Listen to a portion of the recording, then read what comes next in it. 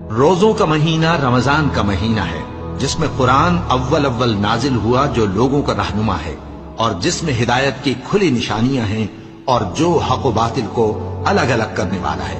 تو جو کوئی تم میں سے اس مہینے میں موجود ہو چاہیے کہ پورے مہینے کے روزے رکھے، اور جو بیمار ہو یا سفر میں ہو تو دوسرے دنوں میں روزے رکھ کر ان کا شمار پورا کر لے۔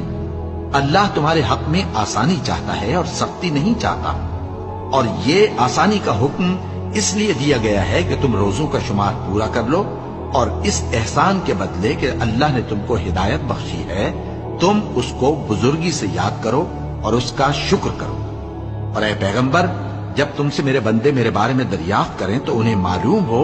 کہ میں تو تمہارے پاس ہی ہوں۔ جب کوئی پکارنے والا مجھے پکارتا ہے تو میں اس کی دعا قبول کرتا ہوں، تو ان کو چاہیے کہ میرے حکموں کو مانیں اور مجھ پر ایمان رکھیں تاکہ نیک رستہ